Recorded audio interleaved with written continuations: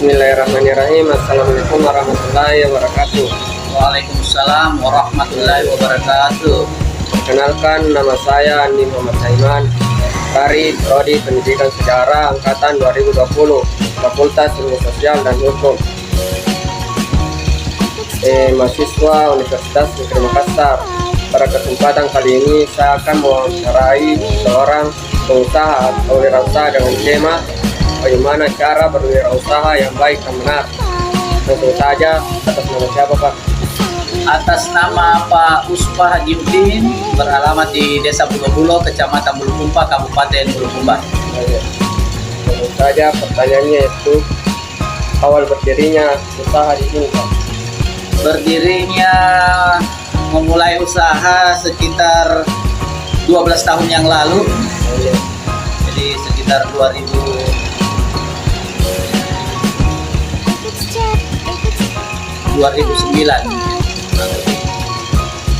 Bagaimana penghasilan yang diperoleh Pak? Untuk seluruh jenis usaha yang terdiri atas 4 pembagian unit, yakni seluler, retail, butik, elektronik, dan sepeda. Penghasilannya lumayan bagus dan bisa untuk dilanjutkan demi pengembangan usaha ke depan. Pernah gagal dalam mengalami kebangkrutan atau tidak Pak? Bicara soal kegagalan, semua pengusaha pastilah pernah gagal. Tapi yang namanya bangkrut sampai bangkrut tidak sejauh itu. Tapi gagal pernah, itu sekitar 2 tahun memulai usaha yang awalnya dimulai dari bisnis seluler. Akhirnya ada kendala dalam pemasaran produk dari produk-produk provider dari Telkomsel, Indosat, dan lain-lainnya. Di sana dulu kita mengalami sedikit kendala di pemasaran. Kenapa Bapak memilih usaha tersebut?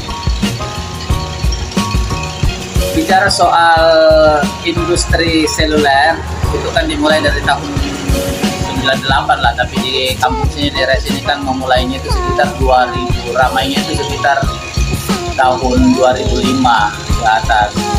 Usaha ini kan usaha yang tahun itu adalah usaha yang awal dan digeluti masih sangat sedikit orang. Maka saya berpendapat bahwa usaha ini ke depan pasti akan prospek, dan saya yakin bahwasanya ke depannya yang namanya dunia telekomunikasi pasti akan dibutuhkan oleh setiap generasi, baik generasi tua, generasi muda, ataupun yang akan generasi yang akan datang. Jadi saya fokuskan untuk usaha di seluler awalnya. Berapa modal yang dibutuhkan? Kalau berdiri awalnya usaha ini sekitar 10 tahun lebih yang lalu, modalnya masih sedikit, ya sekitar Rp2.300.000, karena memang waktu itu produk yang dipasarkan masih terbatas, hanya produk Telkomsel saja. Jadi modalnya memang masih sangat kecil waktu itu. Apakah dengan berjalan ini mampu bisa menghidupi keluarga? Bicara soal mampu, jelaslah mampu, karena terbukti dengan memulainya usaha dari seluler, sedikit demi sedikit pengembangan usaha saya bertambah dan terus bertambah sampai akhirnya menjadi 4 departemen sekarang, yakni seluler, minimarket, retail, butik, dan elektronik. Apa tanggapan usaha selama masa pandemi ini? Dampak-dampak apa yang sering dialami?